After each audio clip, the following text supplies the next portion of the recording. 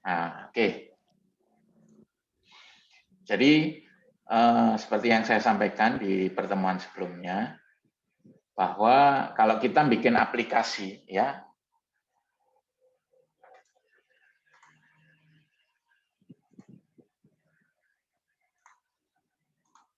kalau kita membuat aplikasi itu ada dua aspek di aplikasi tersebut, ya, apalagi aplikasi yang hubungannya dengan sistem informasi. Yang pertama ialah penyimpanan data, ya.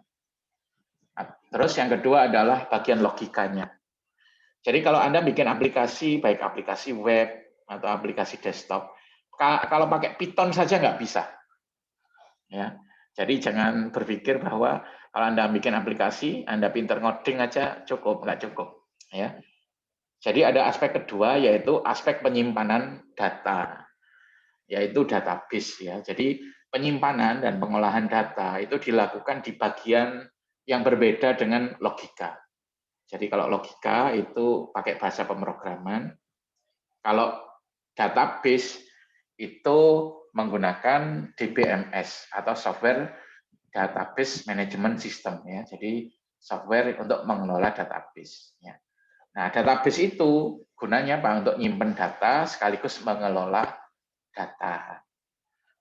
Ya. Untuk bahasa pemrograman gunanya untuk logika dari suatu aplikasi. Nah, jadi seperti itu ya peranannya.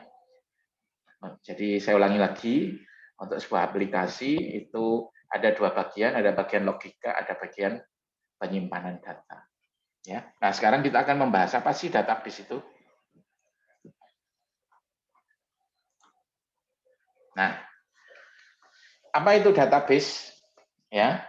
Nah, ini ada beberapa definisi, ya. Definisi, kemudian saya sarikan di sini.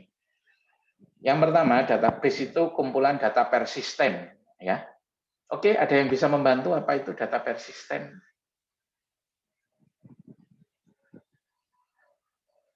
Ayo, poin keaktifan sudah mulai saya catat. Silakan. Kumpulan data persisten. Apa itu persisten? Data yang tidak tetap, Pak. Data yang tidak tetap. Siapa namanya? Sebutkan nama dan NIM digit terakhir saja. 3 digit terakhir.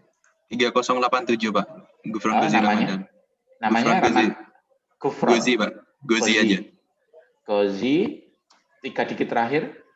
Namanya? 087, Pak. 087. Oke. Iya. Kata Gozi, data yang tidak tetap, ya. Maksudnya apa, Gozi? Data yang bisa diubah, Pak. Maksudnya bisa dimodif atau di-write, Pak, istilahnya. Oke, hampir tepat, ya. Persisten itu data yang tersimpan di hard disk. Jadi data itu ada yang tersimpan di memori saja, ada yang tersimpan di hard disk. Kalau Anda ngoding, ya, pakai array.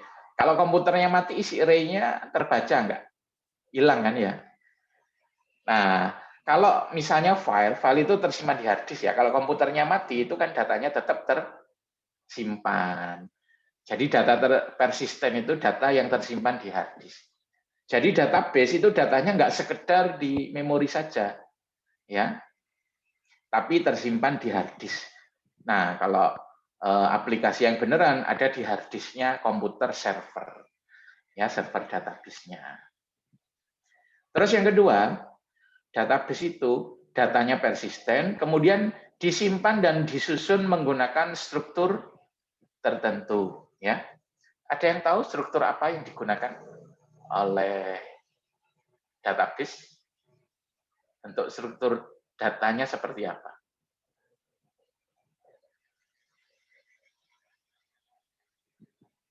Nggak ada? Oke, jadi database itu macam-macam. Salah satunya yang paling banyak dipakai adalah relasional. Sister Anda itu pakai relasional. Nah, kalau relasional, yang jenisnya relasional, datanya disimpan dalam tabel-tabel. Nah, jadi kalau secara view dari manusia, datanya itu tersimpan dalam tabel-tabel itu. Ya, nah, jadi dia disimpan dan disusun menggunakan struktur data tertentu. Nah, kenapa dia disimpan dan disusun menggunakan struktur data tertentu itu untuk mempermudah dan mempercepat pencarian data dan penelusuran informasi. Ya, nanti insya Allah beberapa pertemuan lagi akan Anda lihat bahwa kalau kita menyimpan data dalam struktur tabel-tabel, penelusuran informasi itu lebih mudah. Ya, pengolahan data lebih mudah. Ya. Kemudian aspek keempat itu menggunakan software tertentu. Jadi database itu dikelola menggunakan software tertentu. Ya. Nah itu beberapa poin yang bisa kita ambil dari pengertian tersebut ya. Yang pertama, kumpulan data persisten, kemudian disimpan dan disusun menggunakan struktur tertentu. Untuk relasional yang akan kita pelajari, yang jenisnya relasional, itu disimpan dalam bentuk tabel-tabel ya. Kenapa kok disimpan menggunakan struktur tertentu? Untuk mempermudah dan mempercepat pencarian data dan penelusuran informasi. Terus kita mengelola database menggunakan software tertentu. Ada yang bisa memberi contoh software database atau DBMS? Database Management System, kira-kira mereknya apa yang Anda kenal? MySQL. Ya, MySQL. Siapa namanya? Jangan lupa menyebutkan nama. Heri Setiawan, Pak. Heri Setiawan. Ini 3 digit terakhir. 3028. 3028. Oke. Yang lain mungkin selain MySQL? Apa? Kurang. Oh, Oracle ya. Oke, benar. Siapa namanya? Java, Pak. Java. NIM terakhirnya berapa? 3082. Java ya. Oke, terima kasih. Ya, benar ya. Nah, itu beberapa contoh dari DBMS. Ya, nah ini. Ada Oracle, kemudian ada ini apa MySQL, Postgre, SQL Server, macam-macam. Ya. Nah, ini contoh beberapa aplikasi yang menggunakan database. Tidak semua aplikasi menggunakan database ya, tapi hampir semuanya lah. Ya. Nah, aplikasi yang menggunakan database itu berbentuk sistem informasi ya. Jadi sistem informasi itu ada penyimpanan dan pengolahan data. Ya. Terus digunakan oleh banyak user. Banyak user yang hak aksesnya berbeda-beda. Nah, bentuknya apa? Bisa desktop, bisa web, bisa APK ya. Salah satu contoh ya Sister itu yang Anda gunakan, Sister for Student misalnya. Ya. Nah, itu kan apa? Dia nyimpen dan ngolah data kan. Contoh, Anda hadir di kuliah ini, disimpan kehadiran Anda di database. Ya. Saya ngajar di sini, disimpan di database. Anda kemarin KRS-an, data KRS Anda disimpan di database. Nah, ada penyimpanan dan pengolahan data ya. Di akhir semester saya ngentrikan nilai untuk per mahasiswa. Nah, itu ada juga di database ya. Dan Anda bisa melihat IP semester. Saya nggak ngentrikan IP semester. Tiap dosen itu cuma mengentrikan nilai per mata kuliah per mahasiswa. Nanti yang menghitung IP semester ya DBMS-nya ini, database-nya ini ya. Terus digunakan oleh banyak user ya. Untuk sister, dosen pakai, mahasiswa pakai, ya kan? Kemudian administrasi juga pakai ya. Bentuknya macam-macam, ada yang versi desktop, ada yang web, ada yang APK. Itu contoh ya. Yang lain apa? Macam-macam di bank, nah, jelas ya, bank. Kemudian rumah sakit. Anda ke rumah sakit harus daftar dulu. Habis daftar ke poli, di pendaftaran dan pencatatan data di poli juga. Nah, itu contoh-contoh aplikasi yang menggunakan database. Ya. Oke, sampai di sini mungkin ada yang ditanyakan. Nggak ada? Izin bertanya, Pak. Iya, siapa namanya NIM-nya? Heri Setiawan. Heri Setiawan. Oke. Silakan. Database itu bisa dipakai 2 aplikasi sekaligus, Pak? Bisa. Kan Bisa. MMP sama sister kan kayak beda gitu, Pak. Kok Ya. datanya sama? Jadi gini, satu database itu bisa diakses oleh beberapa aplikasi. Ya, jadi misalnya database ini untuk akademik ya. Nah, untuk aplikasi sister itu kan beda dengan MMP. Kalau sister itu untuk lebih ke administrasi akademiknya. Nah, itu dia ngambil data dari database akademik. Ya. MMP itu kan lebih ke konten ya, lebih ke konten materinya. Itu juga ngambil di aplikasi akademik. Jadi bisa satu database diakses oleh beberapa aplikasi sekaligus itu boleh. Ya. Ada lagi yang ditanyakan? Sudah, Pak. Oke. Nah, selain database itu ada file based system ya. Oke, ada yang bisa membantu menjelaskan apa itu file based system? File based system. Ada yang tahu?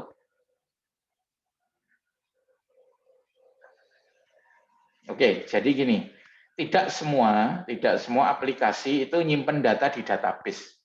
Ya. Contohnya apa? Misalnya MS Word, ya kan? Excel, Notepad. Anda kan kalau pakai aplikasi tersebut itu kan nggak pakai database sebenarnya. Tapi aplikasi-aplikasi tersebut itu bisa menyimpan data di hard disk. Tapi bentuknya bukan database ya. Namanya apa? File based system ya. Nah, jadi penyimpanan data yang khusus untuk aplikasi tertentu ya. Jadi data disimpan dalam bentuk file. Misalnya Anda nyimpen tulisan di Notepad, di save di hard disk itu bisa. Ya. Kemudian punya format tertentu. Ya. Jadi formatnya misalnya kalau Notepad itu .txt. Nah, untuk membuka file menggunakan aplikasi yang sesuai dengan format file. Nah, kalau format yang ekstensinya TXT itu hanya bisa Anda buka di aplikasi tertentu, misalnya apa? Notepad, MS Word, ya, dan lain-lain. Nah, itu file based system. Contohnya apalagi? Misalnya Anda pakai pin ya, Anda gambar-gambar pakai paintbrush, ya, gambarnya Anda simpan. Nah, itu operasi file juga. Ya, tapi itu bukan database. Itu file based system. Ya. Nah, jadi database itu berbeda ya dengan file based system. Nah, kalau database system dibandingkan dengan file based system itu memiliki kemampuan lebih ya. Kalau file based system itu hanya sekedar nyimpen file ya. Untuk ngedit-ngedit ya harus membuka aplikasinya dulu, dia edit disimpan lagi. Nah, kalau database, nah itu kemampuannya lebih meningkat dari file based system. Bahkan dibandingkan dengan Excel pun database itu jauh ya. Jadi Excel itu bukan database, tapi masih file based system. Apa kelebihannya? Yang pertama, database itu menyimpan data secara efisien. Ya, jadi kalau di database ada istilah normalisasi, data yang sama tidak perlu disimpan berulang-ulang. Ya, cukup satu kali saja. Ya. Kemudian untuk mengubah data, kalau database itu juga lebih mudah. Ya, contoh, misalnya ada transaksi pembelian barang, ya. Terus harganya ternyata berubah menjadi dari misalnya 1.000 menjadi 1.500. Nah, kalau file based system untuk mengubah semua transaksi yang menyangkut barang tersebut itu mudah saja. Pakai perintah SQL 2 atau 3 baris selesai. Sudah, ya. Terus mendapatkan informasi data yang diolah. Nah, itu juga lebih bagus ya file based system ketimbang Excel. Nah, sekarang bayangkan ya, Anda ketika KRS, Setiap dosen cuma mengentrikan nilai untuk satu mahasiswa per mata kuliah. Yang di entry itu bukan IP ya, cuma nilai saja. Misalnya kuliah SBD untuk Budi misalnya. Ya dosen itu mengentrikan satu persatu untuk per mahasiswa. Tapi yang Anda lihat apa? IP kan, 3,25. Siapa itu yang mengolah? Ya. Yang mengolah adalah DBMS. Ya. Nah, seandainya dosen cuma ngentrikan pakai Excel, kira-kira untuk mahasiswa UNED yang berapa UNED itu mahasiswanya? 20.000 nyampe. Nah, kira-kira untuk menyelesaikan IP saja, IP semester, kalau Excel kan harus manual ya, kira-kira butuh berapa lama? Nggak selesai-selesai. Ya. Soalnya apa yang mengumpulkan itu apa? Banyak dosen ya, Anda nempuh mata kuliah misalnya 8 lah. Tiap mata kuliah itu dosennya beda-beda. Ya. Nah, mengumpulkan data dari dosen beda-beda, kemudian dihitung IP-nya itu aja sulit. Bahkan meskipun dibantu Excel. Nah, tapi kalau pakai DBMS itu gampang. Ya. Menggunakan perintah SQL paling cuma 2-3 baris selesai sudah. Ya. Terus mengorganisasikan penyimpanan data. Ya. Melindungi data dari akses user yang tidak berhak. Nah, itu kelebihannya database system ya. Ada yang bisa memberi contoh? Maksudnya melindungi data dari akses user yang tidak berhak untuk database system. Apa contohnya?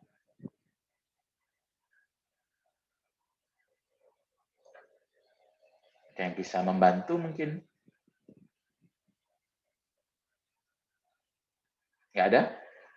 Misalnya Anda ngolah data IP pakai Excel ya. Misalnya siapa yang boleh mengakses? Tentu yang boleh mengakses kan cuma apa ya? Dosennya. Ya. Nah, misalnya Excel-nya dibuat pakai Google Sheet lah. Ya. Nah, misalnya saya mata kuliah A, dosen yang lain mata kuliah B. Nah, tapi kalau misalnya tahu alamat Google Sheet-nya, kan bisa aja kan mengakses sembarangan, atau mahasiswa tahu linknya, diberi linknya. Nah, kan bisa ngubah nilai seenaknya.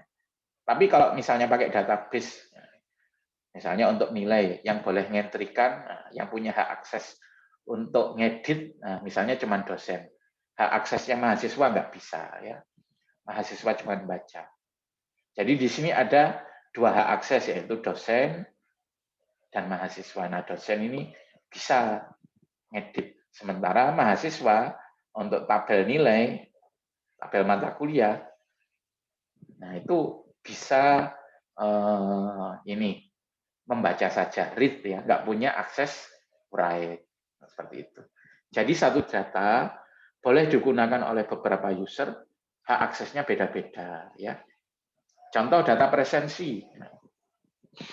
Data presensi Anda pemutihan harus lewat tata usaha ya atau administrasi. Ya. Mahasiswa dan dosen cuma bisa ngentrikan saja, nggak bisa apa melakukan perubahan. Anda mengentrikan data kehadiran Anda misalnya pakai QR code, terus Anda lupa misalnya, nah, Anda nggak bisa ngubah, Anda harus minta pemutihan. Nah, pemutihannya nanti diantarkan ke administrasi, administrasi itu yang punya hak akses.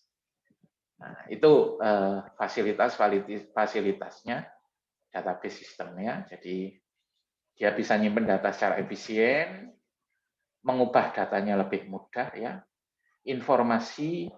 Mendapatkan informasi dari data yang diolah dengan sangat mudah ya. Jauh lebih canggih dari Excel ya. Mengorganisasi penyimpanan data juga bisa melindungi akses dari user yang tidak berhak. Oke, sampai di sini mungkin ada yang ditanyakan.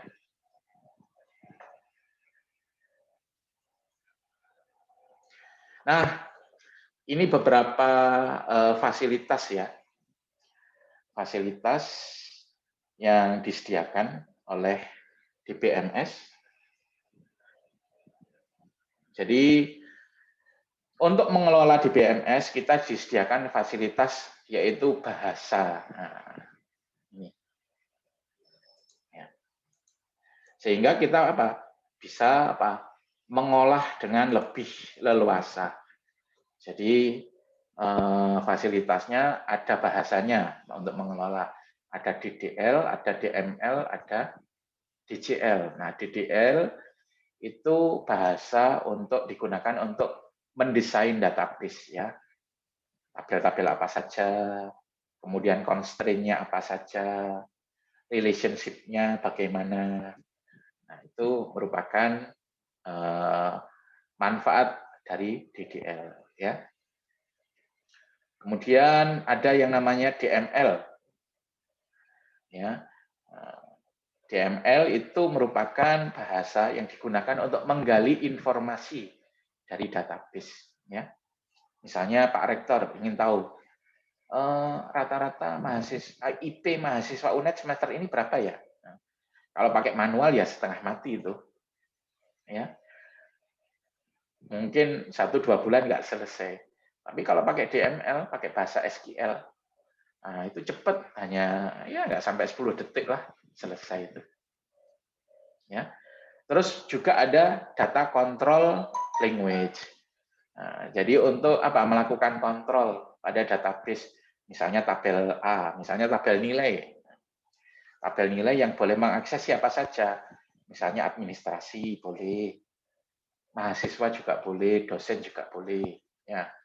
Untuk administrasi dan dosen, untuk administrasi mungkin haknya hanya membaca saja.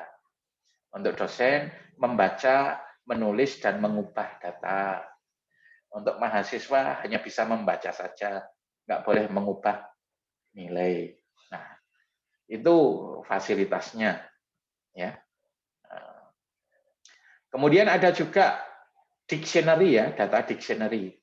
Nah, data dictionary itu data tentang data. Ada yang bisa membantu? Maksudnya data dictionary itu apa? Mungkin ada yang bisa menjelaskan? Ayo, silakan mengumpulkan poin keaktifan ya. Keliru nggak apa-apa, nggak masalah. Tetap saya catat.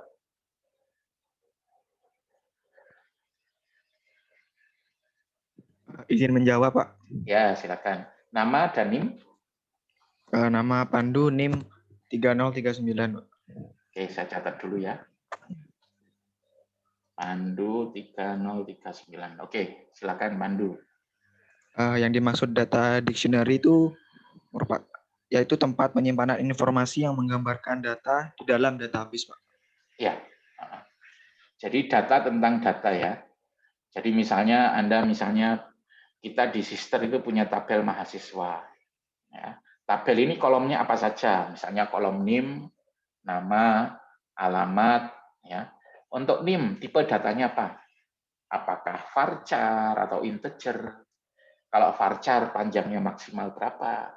Ya. Kemudian alamat tipenya apa? Ya. Apakah tipenya char atau varchar? Nah, jadi di di BMS itu ya kita selain punya data juga punya data dictionary. Ya. Data-datanya kita punya simpan di tabel. Nah, tetapi kita juga punya keterangan tentang data yang masuk ke tabel tersebut. Ya. Misalnya Anda melakukan presensi di tabel kehadiran disimpan ya. Presensi tersebut dilakukan pada jam berapa. Nah, di BMS itu bisa menyediakan log-nya. Kapan terakhir suatu data atau suatu baris itu diubah. Ya. Nah, itu namanya data dictionary. Jadi data tentang data. Setiap tabel, setiap baris, setiap kolom pada database itu ada keterangan tambahannya, ya, punya data dictionary-nya. Nah, ini fasilitas yang tidak ada di file system biasa, ya. Sampai di sini ada yang ditanyakan? Lagi mungkin Ada yang tanya. Nah, ini contoh-contoh DBMS ya. Jadi kalau kita mau menggunakan database harus punya DBMS ya. Ada yang Oracle ya, kemudian DB2, SQL Server macam-macam. Akses itu juga termasuk DBMS, cuman kemampuannya terbatas ya, mungkin untuk mengelola data yang kecil. Tapi kalau untuk mengelola data yang besar, misalnya tingkat universitas itu ya kurang. Postgre, nah ini insya Allah kita pakai Postgre ya.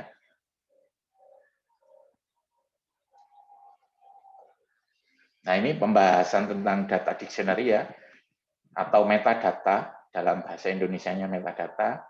Jadi keterangan tentang database-nya, atau data tentang datanya ya. Contoh misalnya keterangan tentang tabel-tabel ya.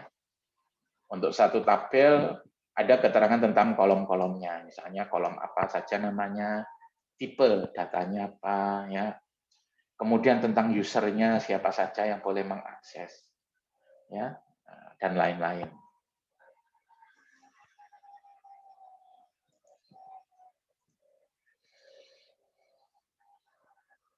Oke, sampai di sini.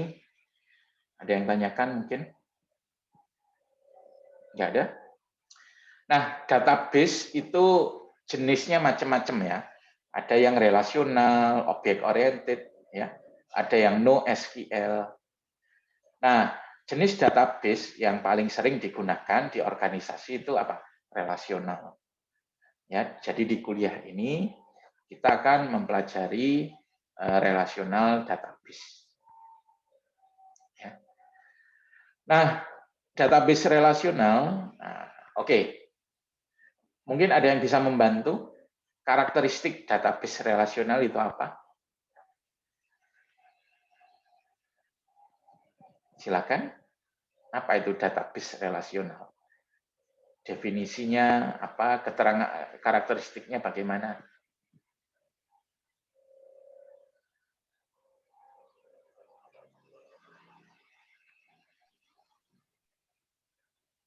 Ayo. Datanya itu saling terkait, Pak. Jadi Saling setiap terkait. tabel Harry ya? Ya, ada kolom yang unik yang bisa menghubungkan dua tabel gitu, Pak. Oke. Jadi kalau database relasional itu pertama datanya disimpan di banyak tabel. Ya intinya. Nah, bagaimana cara kita menemukan tabel-tabelnya itu menurut saya bagian yang paling sulit. Ya, yang akan Anda pelajari di mata kuliah SPD ini, dan saya harap Anda menguasai benar ya. Karena apa? Kalau keliru Anda menentukan tabel-tabelnya, bisa-bisa ada informasi penting yang nggak bisa masuk. Ya, itu bagian paling penting lah. Untuk SQL itu mudah, tapi yang lebih sulit itu apa? Bagian apa? Ininya ya, apa?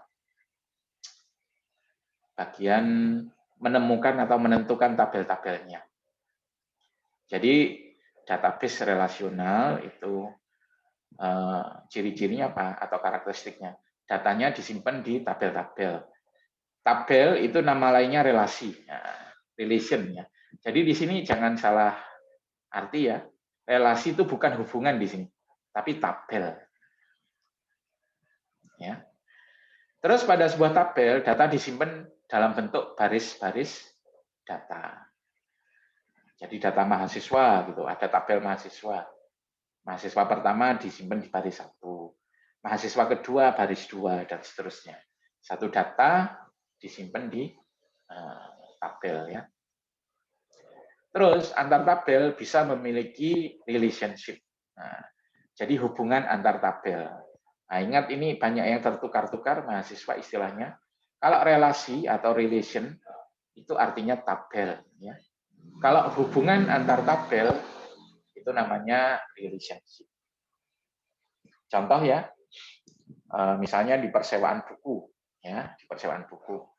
Kalau ada orang pinjam buku atau nyewa buku itu kan ditulis di tabel, di satu tabel ya. Misalnya nama tabelnya peminjaman ya. Nah, Anda bisa menuliskan siapa yang pinjam di sana ya. Biasanya orang yang pinjam kan dicatat nama, alamat, nomor HP, nomor KTP mungkin ya. Anda bisa nulis di sana, tapi kalau ada satu orang pinjam berulang-ulang itu kan nggak efisien. Nah, lebih baik dipecahkan tabelnya atau relasinya. Ada tabel member, ada juga tabel peminjaman gitu ya. Artinya kalau kita mau menulis suatu peminjaman tertentu, nggak usah ditulis nama orangnya lengkap, alamatnya, nomor HP-nya, cuman nomor anggotanya saja. Ya. Nah, untuk mengetahui detail tentang anggota tertentu, nah, bisa lihat di tabel member kan gitu. Jadi misalnya ada peminjaman buku 5 buah. Kalau mencatat siapa yang pinjam, cuman tuliskan aja nomornya, nomor anggotanya, misalnya nomor anggota 10. Ya. Kalau Anda ingin tahu siapa atau keterangan tentang member dengan nomor 10, Anda lihat aja di tabel member. Nah, jadi kan ada hubungannya ya, ada relationship-nya antara member dengan tabel peminjaman. Seperti itu. Ya.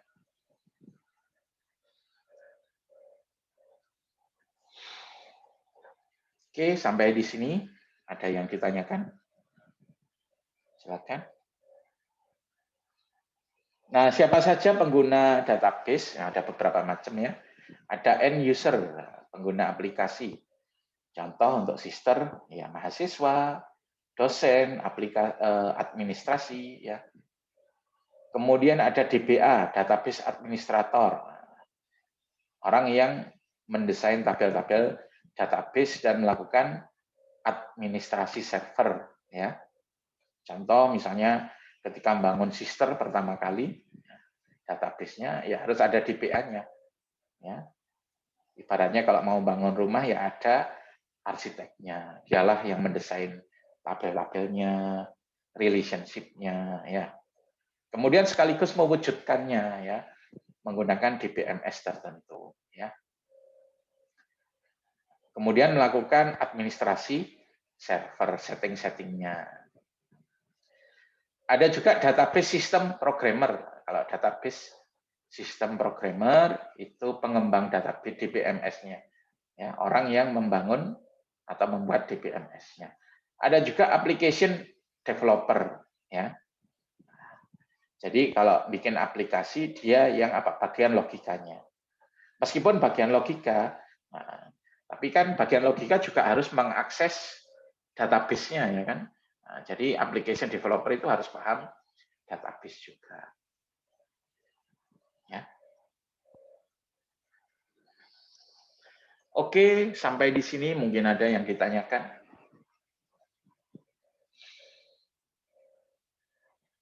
Ada? Nah, kalau disarikan ya materi hari ini ya tergambar dalam buku ini, dalam gambar ini ya. Nah, jadi kalau kita mau membuat aplikasi yang menggunakan database, terutama aplikasi sistem informasi, sebenarnya aplikasi kita itu nanti ada dua bagian ya di dalam. Ada bagian logika, ada bagian database. Ya. Nah, untuk bagian database ini harus menggunakan software bantu, yaitu DBMS, Software Database Management System, untuk mengelola database. Ya. Nah, agar bisa menggunakan DBMS, Anda harus paham apa bahasa-bahasa yang diperlukan, yaitu DDL, Data Definition Language, kemudian Data Manipulation Language, dan juga Data Control Language. Itu bahasa-bahasa yang Anda butuhkan untuk mengelola database. Ya. Nah, database ini gunanya untuk penyimpanan dan pengolahan data. Ya. Menggunakan DBMS tertentu, misalnya Oracle, MySQL, SQL Server, dan lain-lain. Ya. Nah, selain bagian database, ada juga bagian logika. Ya. Bagian logika itu bagian yang menggunakan bahasa pemrograman, misalnya Java, PHP, Ruby, Python. Nantinya ketika Anda nulis bagian logika ini juga perlu mengakses database juga. Sehingga Anda kalau ingin menjadi programmer ya harus paham database-nya. Ya. Meskipun nanti yang mengurus bagian database itu database administrator. Ya, karena apa? Karena nanti dari bagian logika dari bahasa pemrograman Anda harus mengakses database. Nah, ini merupakan bagian internal sebuah aplikasi sistem informasi ya, yang menggunakan database. Oke, sampai di sini mungkin ada yang ditanyakan, silakan. Saya ingin bertanya, Pak. Oke, siapa namanya? Arisandi. Oh ya, 3052 ya. Iya, Pak. Pertanyaan Ya, saya, silakan. Pak, itu kenapa kita pakai PostgreSQL, Pak? Kenapa enggak yang lain? Itu pilihan saja sih. Cuman gini, semester atau tahun kemarin kita pakai SQL Server. Ya. Nah, ternyata di mata kuliah database administrator itu dosennya pakai PostgreSQL. Nah, kan lebih baik kan disinkronkan ya. Disinkronkan. Nah, itu alasan pertama. Terus alasan kedua yaitu Postgre itu merupakan aplikasi yang free. Kalau Anda pakai SQL Server yang versi untuk usaha ya. Kalau SQL Server Express itu masih gratis ya, tapi itu untuk belajar. Kemampuannya terbatas. Kalau Anda bikin software yang dijual, kalau pakai SQL Server nggak bisa. Yang Express itu nggak bisa, harus pakai yang Pro. Nah, yang Pro itu mahal banget. Ya, di BMS itu software yang mahal banget ya. Ya, mungkin bisa sampai ratusan juta atau sampai miliaran. Ya, lah Anda kalau misalnya suatu saat ingin belajar, ingin menjadi wirausahawan misalnya, bikin software host gitu. Ya mungkin pilihan yang paling banyak itu yang free ya. Jadi misalnya Pak, Postgre, MySQL, kalau Anda bikin untuk kantor, nggak mungkin lah Anda beli software untuk kantor-kantor biasa, di BMS-nya itu pakai SQL Server, pakai Oracle itu nggak mungkin, terlalu mahal ya. Jadi untuk usaha kecil menengah itu lebih cocok. Ya. Karena itulah yang free seperti Postgre atau MySQL itu lebih cocok ya. Terus yang ketiga, sintaknya hampir sama. Jadi Anda kalau belajar salah satu, untuk SBD ini kan masih dasar ya. Nah, itu ada bahasa pemrograman standar ya, SQL yang standar, yang semua bahasa mendukung. Jadi Anda kalau bisa Postgre, nah, untuk ke SQL Server itu juga mudah. Untuk ke Oracle juga mudah ya. Karena apa? Karena masih sama, ada standarnya. Nah, itu alasannya. Ya. Oke, yang lain mungkin ada yang ditanyakan? Nggak ada? Oke. Kalau nggak ada, silakan dicoba absen lagi ya. Kalau nggak bisa nanti lapor ke saya, nanti saya putihkan. Ya. Kalau nggak ada, kita cukupkan sampai di sini. Kita akhiri. Assalamualaikum warahmatullahi wabarakatuh. Waalaikumsalam. Waalaikumsalam. Terima kasih, Pak. Waalaikumsalam.